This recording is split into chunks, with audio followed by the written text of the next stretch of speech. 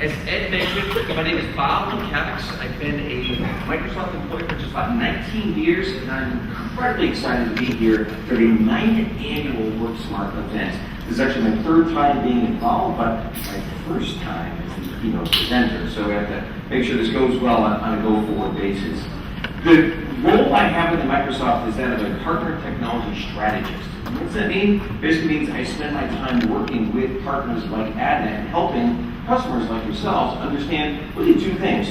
What software is available for you to take advantage of right now, and what software is coming around the corner that you need to be aware of as things start to evolve. So I focus and spend a lot of my time around productivity. How do we get the most out of productivity? One thing we're going to do throughout this session is we're going to look back on where's productivity been? What does it mean to different people? We're also going to go back pretty far in terms of how has productivity been impactful, and also get an idea of where is it going in the future. I'm going to show you some different videos, I'm going to show you some different clips, and I'm going to show you some actual live demos of some real content. And most of all, I want to challenge you on some of the different ways to think about how to take advantage of and how to leverage productivity. But really one of the first things that I tend to ask a lot and get questions on is, well, how do you really define productivity? What's productivity mean? If you ask a bunch of different folks, you'll tend to get remarkably different answers. I can remember the very first time I actually completed a mail merge successfully to print out labels. I felt like I had just conquered the world. It actually worked correctly. I was just happy that the labels were actually facing the right way on the page on the printer. Am I the only one that takes 4 or 5 times to figure out which way it actually faces in the grand scheme? Sometimes, though, it's just getting something done that traditionally was much harder to do. How many folks remember when we introduced, when society as a whole started taking advantage of WYSIWYG? You actually can see what you wanted. I could actually see it on the screen. Nothing wrong with memorizing revealed codes from Word 5.1. Come on, how many people still know them today? All right, don't be shy. Raise those hands high. Come on. How many people had the F key keyboard templates above there so you remember all the F keys and the keystrokes? Come on, the first step is admitting there's a problem. You can't fix it until you move on from there. The second part, though, is how do you really take advantage and sort of redefine different areas? What can you do sort of on a go-forward basis? So let me start by just giving you a bit of a background. We have a short 3-minute video to track the history of Keynote Corporation.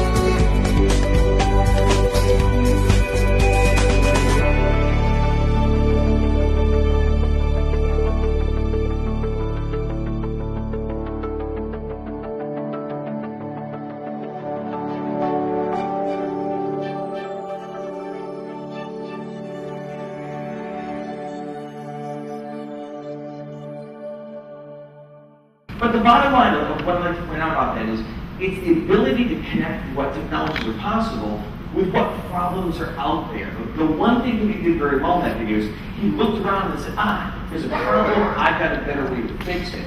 The challenge often isn't the technology, it's connecting with what's the problem you're trying to solve, and what's a better way to be able to solve that particular scenario.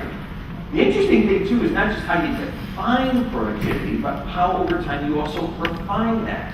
Think about it. When you go back to when you got your first email, very quickly it became to how do I manage the amount of email that I start to work with? Then it became how do I manage the legal requirements around that email? It's usually not just the can I do something, it's can I manage it, can I support it? So we might focus on how do you connect the information that matters, how do you adapt and make better decisions, how do you grow your business? Over the course of the day today, you're really going to see a ton of different solutions around either A, how to save your company money, or how to enable your company to do things that wouldn't have been able to do before, but always rooted in that concept of how to grow your business. And specifically with productivity, there's always been a love-hate relationship with looking toward the future. That's why we actually call this session the evolving future of productivity, because what we expect it to be today is remarkably different of what we talked about a number of years ago. Now, historically, I always believe you can tell a lot about a society by how they reflect things in their art. And specifically, I love how technology has been reflected in movies, in TV, in pop culture, because it tells us a lot about what we like about it, but it also tells us sort of what we fear about it to some degree. So if we start to look historically, I think there's been no better definition to define where we're going as a society than the Jetsons. George Jetson, daughter Judy, Jane, his wife, his whale, Roy. Think about it. He used to go to work. Now, where did he work? Spacey Sprockets. And their key competitor was? Control Cause, right? Had to go in. Very good. Okay, let's get.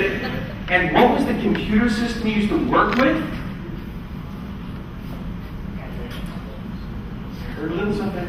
The Uniblab? Okay, maybe it's just me, a lot of Jetsons detail. The key thing to know is when the Jetsons came out in 1962, they gave themselves a very, very easy target. They said, oh, we're going to set it in 2062. We're going to give ourselves 100 years. We can't possibly go wrong. And one of the coolest parts of what they had, what was probably the single coolest thing about being a Jetson? Sure, you had the breakfast in the pill form, you got to go to Little Dipper Elementary School. But what was the coolest part? Let's face it. Now, I'll tell you can immediately tell two different approaches here. I heard some people shout out, robot maid, awesome, but also flying car. Sometimes even robot maid in the flying car. Oh, come on, what's better than that? Now, the funny part is, flying cars have been synonymous with that technology approach. Now, sure, some people have the iRobots at home and got a little bit of stuff cleaned up and whatnot.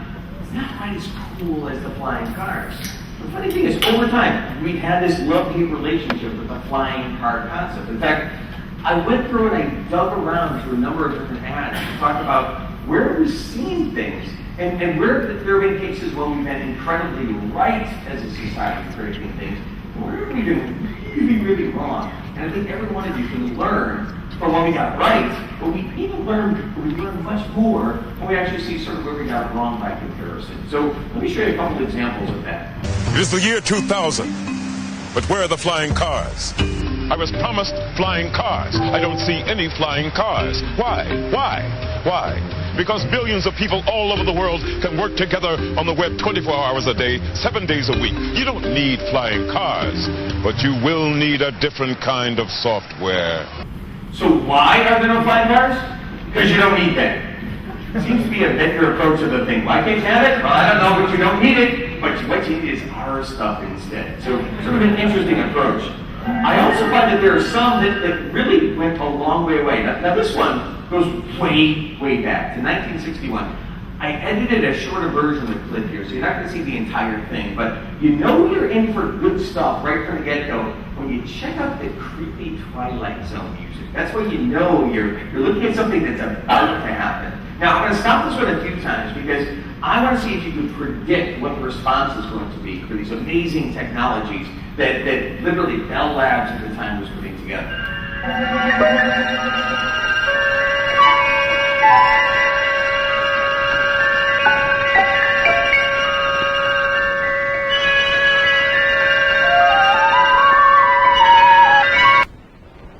I thought that's what you guys said. No, you shouldn't have told Miller that. But I thought we all agreed on it. I talked to you about the deal. No, you talked to me. You left me a note to get together with Bill. And I was out at the time. We never got together. Well, I can't go chasing all over the place for you. So sales reps and people in marketing and other areas not agreeing on things. Good news, they solved that problem. That hasn't existed. But I love that the guy sounds just like John Wayne when he's talking about, well, I can't be chasing you down all over the place. But how's the solution? What can they possibly do to overcome the fact that they're not able to get in touch with people? Because he had to tell Miller the wrong information. I also love that they refer to people in that last name third person. I had to give Miller an answer. So what's the solution that they could potentially come up with? He wasn't able to connect, he can't find him, the other guy was out. What do? They need better. I had to give Miller an answer. I thought we all felt the same. I thought that's what you guys said. The need, better communication between people. Today's solution, the call director. Yes, all right, Mr. Miller. I'd like to check the shipping date, so would you just give me a moment, please? This is the call director for fingertip access to information, ideas, decisions. So the phone allows him to look at a piece of paper while he's on the call. Oh, but wait, there's more. Don't buy yet.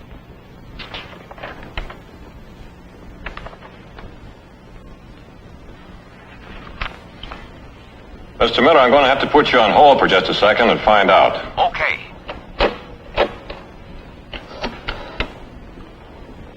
So now he's going to put him on hold, as opposed to when he could put him on hold when he was looking at the paper. Watch this one. This is Bill. Larry here. Bill? Larry? I got Miller on the line. He's waiting for an answer. So I want to get some information from both of you. Okay. Yeah? Now, you know, Miller has a big order for us, if we can deliver. I'd like to know how you fellas feel about shifting our schedule, so we can deliver some of those new items, maybe a few days ahead of time.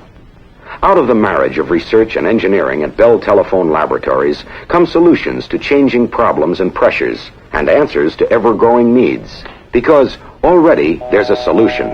Data phone service, allowing a machine to talk to another machine over the telephone, passing along information stored in the space-saving language of machine code. Mary D'Angelo, please. Hello, Mary. This is Alice. How are you? We want to send out some orders now. Can my machine talk to your machine? Thanks, Mary. Here we go.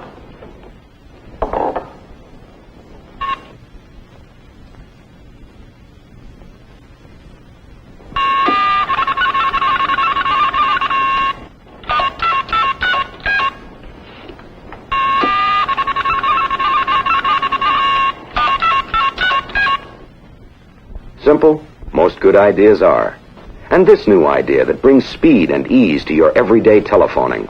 Margaret, we've got a rush order on 100 of these new X207 wrenches. 100 X207. Yeah, will you call all our suppliers, see how many you can get immediately? Yes, sir. I'll call right away. Thanks very much.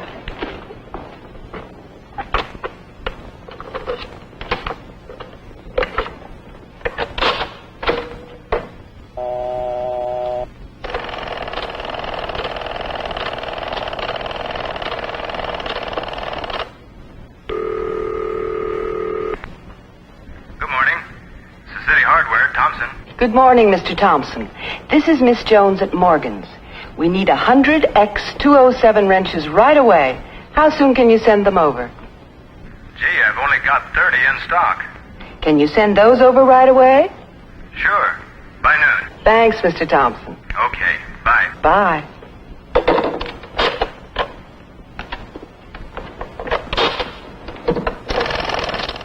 The card dialer, an electronic finger that dials for you. Hello, Mr. Novak. This is Miss Jones at Morgan's. We need 70 X207 wrenches right away. How soon can you send them over? For example, how many people have ever been on a remote teleconference and you weren't entirely dressed for work in a way? That's whatever your discretion of not fully dressed for work is. But the reality is, it gives us flexibility to work in so many different ways. And the fact is, We had several hits and misses around the predictions of what these things are. Again, many resonate, many are actually far off. So, for example, I'm going to go through a series of films and what they talk about. And I'm not talking about when the film came out, but rather what was the time frame as reflected in the film. Again, some were relatively accurate, some were right on, other ones very far off. It was always brave if you did it was hundreds of years in the future. You gave yourself some time. So Star Trek is sort of off the hook here because they've got a lot of time to go through that. Even the Jetsons, if you think about it, we are halfway through the time from when Jetsons aired to when Jetsons is actually supposed to be. And again, flying cars as a guess. Now, how about this one? 1984, came out in 1984. Talked about the fact that the government was fully intrusive, monitoring all your communications and keeping track of every single thing that you did, that all personal freedom was actually restrained, and that ignorance was actually rewarded. On a 1 to 10 scale, I'd say not bad, George Orwell. You're in a pretty good spot. Some of the other ones, though, a little bit off by comparison. Who can name this one? Escape from New York, Snake Plissken. Probably the coolest thing ever in all of media, Snake Plissken. What happened technology-wise? Well, they had nanobot technologies they can inject into his arm so he didn't complete the mission. They tracked him on a GPS unit with his silent jet that was able to land. But what was the most interesting thing that happened by 1998? New York itself was turned into a giant penal colony, and only criminals were allowed there. I'll leave that up to you whether or not deciding that New York actually has become one large penal colony. This one's a little trickier.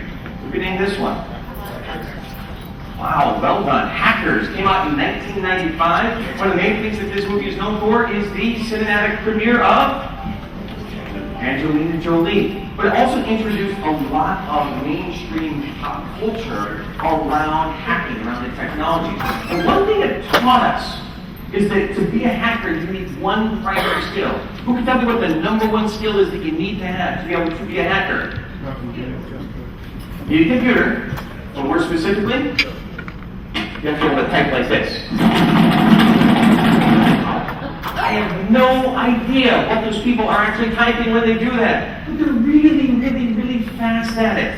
If you ever want to have fun, by the way, if you ever want to have some fun with your coworkers related to this topic, there's a great website called hackertyper.com. Put this in your favorites, bring it up during a meeting. And what will it do? Any keystroke that you actually perform on your keyboard will actually start to generate code. So if I come in and I start to type, and I am just banging out code like this. Oh, wait, hold on, hang on.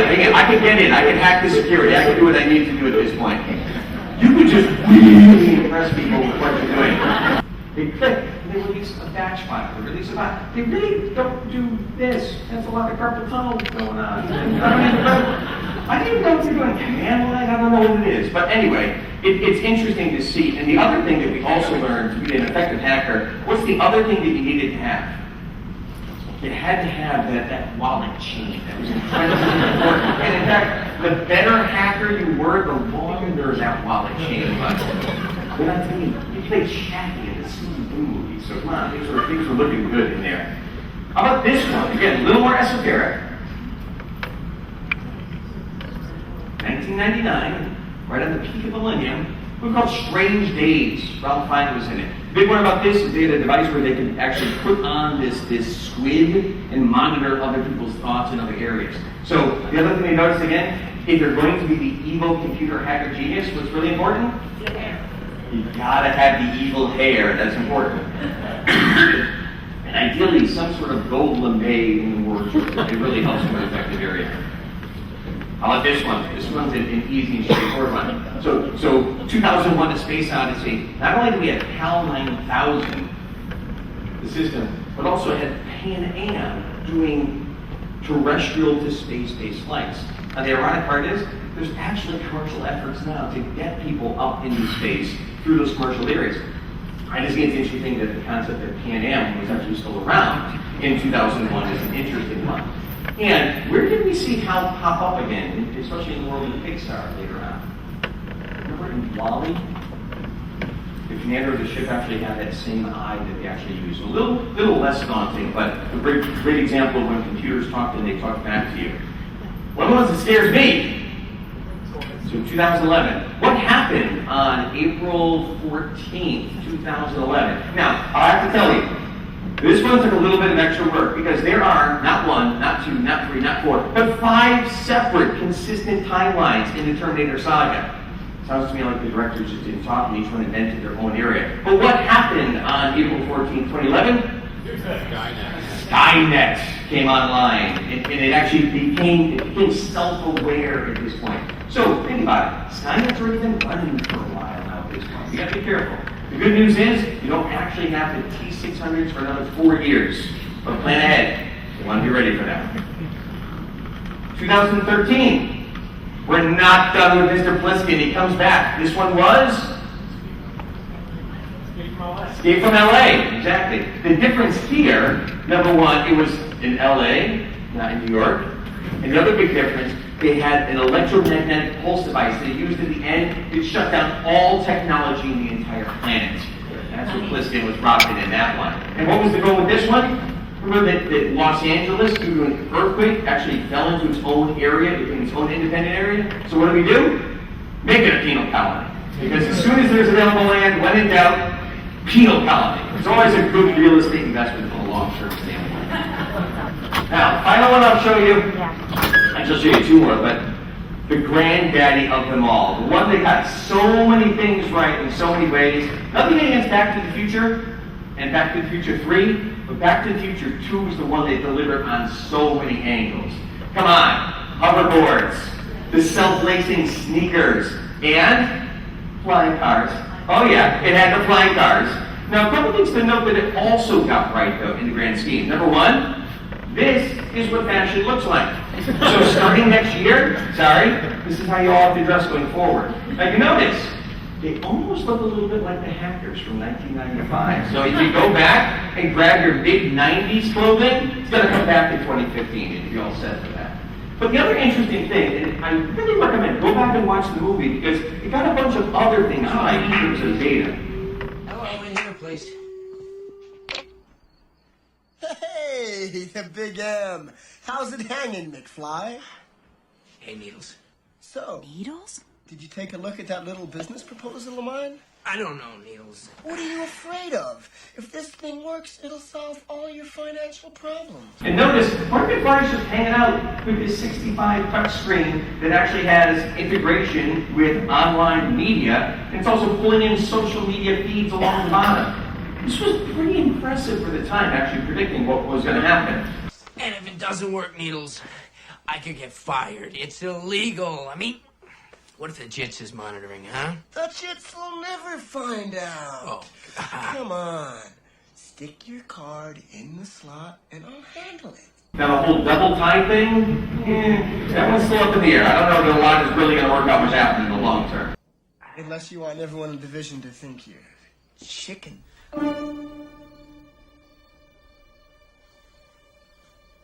Nobody calls me Chicken Needles. Nobody! All right. Prove it.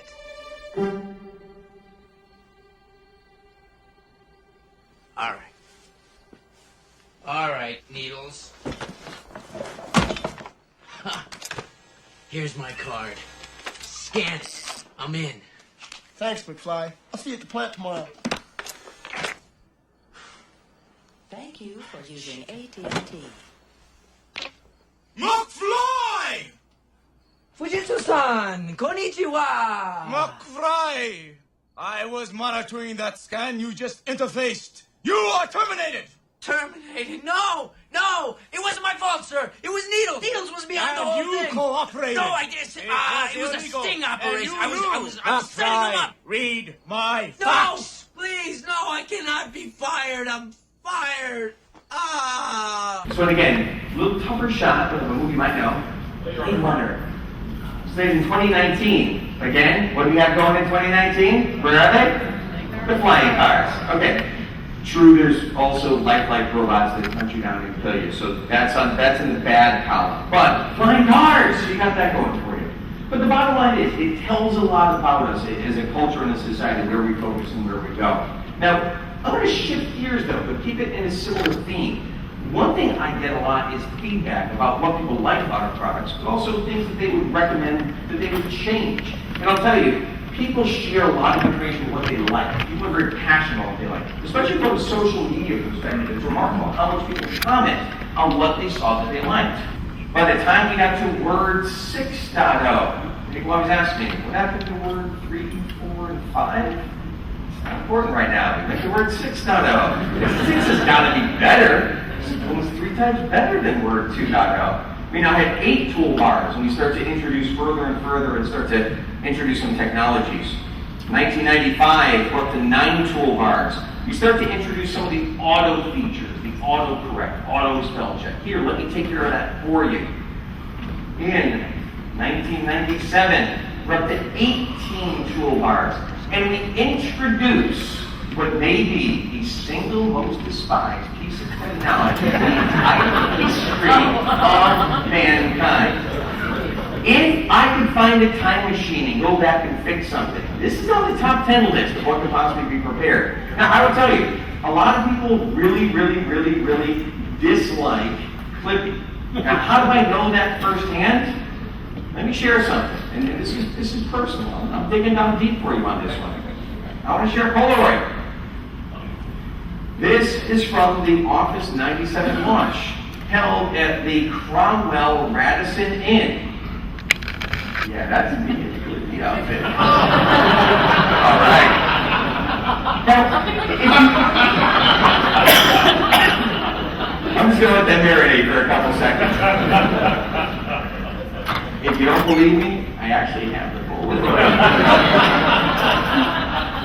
The thing is interesting.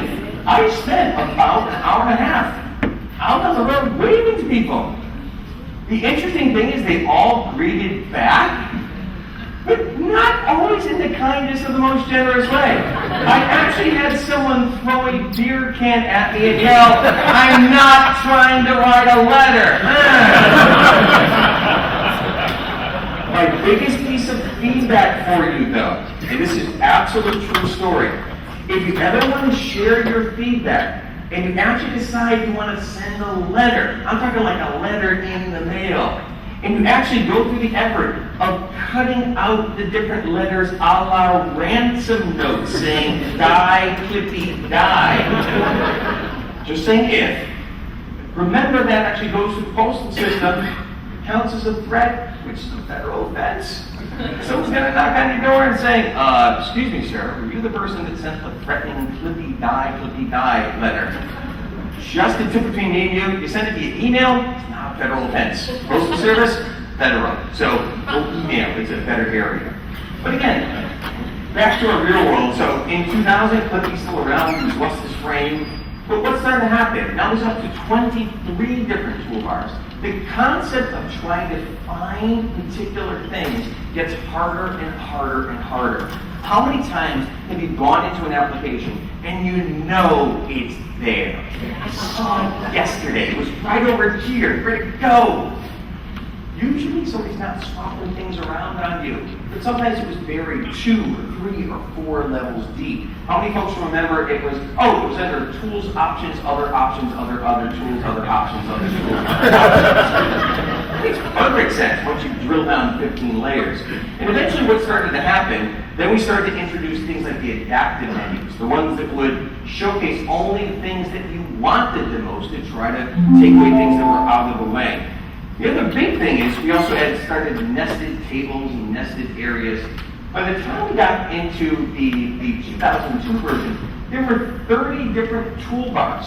30 different toolbars. So we actually introduced another section. We introduced task panes. Because there wasn't enough room up here anymore, we actually had to build out to a different part of the screen by comparison. And we introduced a ton of the different task panes. And as time went on, we even went from those 8 task panes all the way up to 19 task panes and a grand total of 31 different toolbars. Now, why do I bring this up from a design standpoint? Remember, what people are going to do on a consistent basis, the expectation of what they're going to do on a daily basis is going to change over time. It's going to be very relative to determine the area that people are in. So over time, it's very important to understand Products are going to evolve based upon adaptive menus. Now, the other main area that I want to get into is that when you start to look for ways to increase productivity, it's often going to be in a balance of one of three different areas, or I would argue, a combination of all three of these. It's the experience of the shopping. It's not just the shopping itself. Other organizations, they are so focused on process. Think of UPS, think of FedEx, think of organizations like that, where any increase in efficiency. I know some folks that work at UPS, and the amount of effort that's put into, for example, the driver's seat in a UPS truck, how quickly they could actually get in and get out and get rebuckled. Because guess what? If they could save an extra 15 seconds for every package drop-off they do, what's the difference going to be over time? It's going to add up remarkably. Other organizations, it's all about the technology. For example, think about something like Amazon. Amazon Prime has physically changed my life. I don't know if that's a good thing or a bad thing, but I know if I need anything, I can have it in 2 days or less. And usually, if I don't like it, I can go back in 4 days or less. When's the last time you talked to someone from Amazon.com? Has anyone ever physically talked to someone from Amazon.com? A couple of hands in the room. The reality is, 98, 99% of the time, we don't need to necessarily worry about that. The key thing I would share with you here is it's a balance across all three of these things. And in most cases, I hear a lot of folks mention, for example, oh, we're adopting a specific technology. Oh, we're rolling out SharePoint. Awesome. That's one of those three items.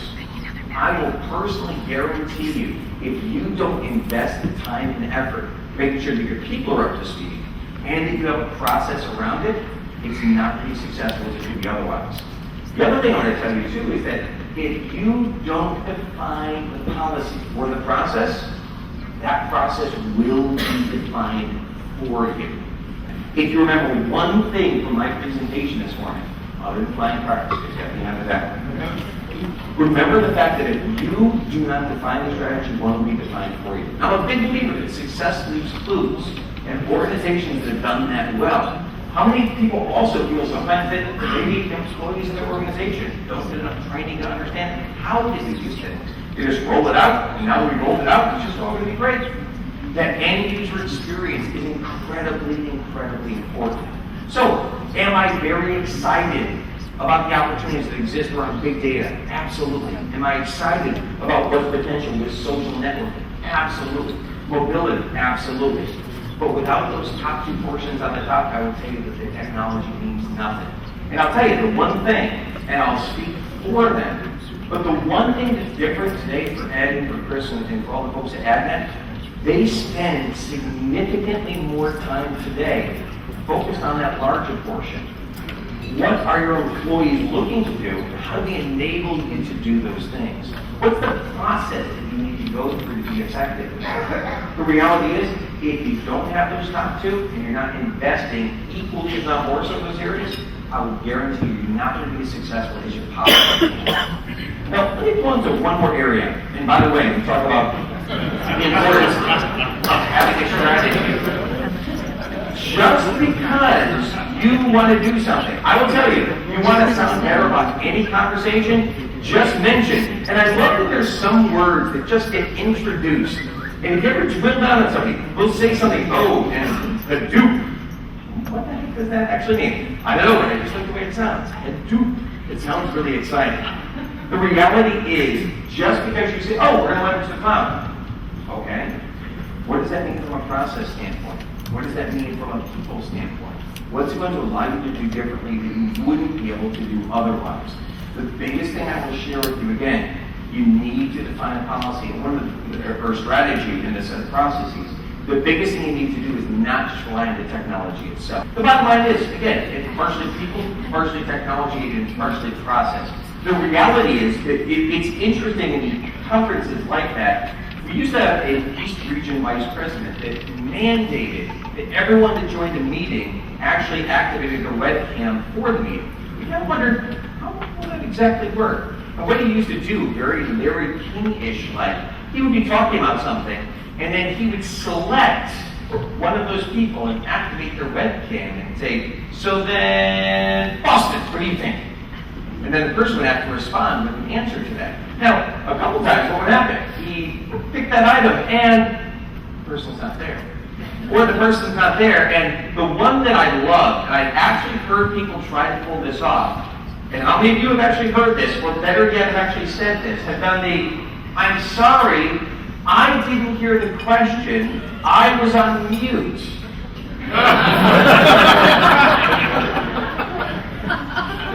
Which fundamentally shouldn't have prevented you from hearing the question. But what started happening is more and more people expected he was going to pick on people. It's almost like the teacher used to pick on people in the back row instead. People were actually showing up and crazy. They were actually paying attention and listening.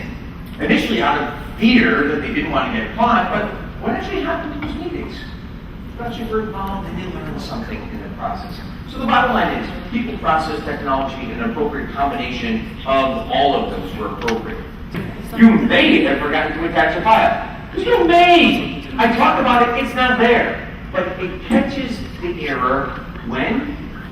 Before I hit the send button. So again, think about how excited we were for WYSIWYG. You know, what you see is what you get. In this case, it's really doing something before I complete the action. Because it can fix it before I send it, I look smarter. How many people have ever had to do the, here's the attachment again, this time with the attachments? Or you do the, oh, here's the new version. No, wait, the really new version. No, the latest version. No, please use this version. The bottom line is, you can make it so much more effective. The other thing that we can do that also helps individually, and in this case I'll say don't send, I also set a 1 minute outbound delay rule on my outbox. Why do I do that? That means anytime I hit the send button, how many times have you tried to do this?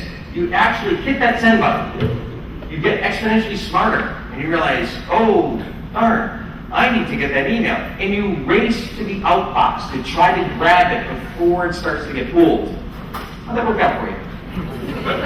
I don't care how fast you are, and you may be on the slowest internet connection on the planet. The second you hit that send button, and the worst is when it started polling. I'm like, no, you still see it, but you can't have it. I set a 1 minute outbound rule, so when I hit the send button, I now have 60 seconds to get smarter before that message actually gets pulled out. I can then go to the outbox, open it up, add something to it. So the bottom line is, be impactful at the individual level, but also be impactful at the organization level. The final one I'm going to mention, and I'll just give you one example. When Microsoft first rolled out unified communications, we still were using a Verizon conference call ID. We are all accustomed to the number. We had 1-866-555-MSFT. We used to use that all the time. I would dial that hundreds of times over the course of a month. But the funny thing is, we introduced OCS at the time and rolled it out. We were still, as field employees, using that one. Why? Because it was easy. We knew it. It was part of the standard behavior. And we didn't see the bill for it. And you want to guess what the annual bill was for that Verizon conference call number from the Microsoft workforce across North America? $13 million per year. Anyone want to guess the average number of employees on any given conference call at any given time? 2.1. It could just be 2, but 2.1. It would be cheaper to physically just dial the person directly. A really smart guy out of Redmond said, I got a great idea. I'm going to take that $13 million bill, and I'm going to split it up to all the districts. And I'm going to bill them for their portion out of their local bucket. All of a sudden, whoa, this is going to come out of my budget? Everybody, instantly, stop using that today. Start using the new technology. Was that the case of, was technology the difference? Was that the idea? Was it process? Sort of. Was it people? Let's talk about a combination of both process and people. But the bottom line is, it all came down to people were in a position to, they can realize that they can save the company money in the grand scheme. So in closing, let me just remind you of a couple things to think about here. Number one, think about your people, process, and technology. And think about where you could be most impactful. whether it's at the individual level, the team level, the whole company. Remember, success leaves clues. Look for organizations that are doing well today. This event and the social networking that happens, I will guarantee you, whatever project you're about to start on, somebody in this audience here today just completed that project, and that's some great data to share with you. Hey, if I had a chance to do it all over again, here's what I would have done differently. And if you remember one thing other than flying cars and that hacker website, that was kind of cool too. If you don't define a strategy, one will be defined for you. And remember, the big difference today, a company like AdNet can help you, not just from the technology standpoint. They can help you define that process. They can help you educate the people inside your organization, and that can all ultimately make for a better business. So I thank you for your time and attention. Enjoy the remainder of the day, and think out.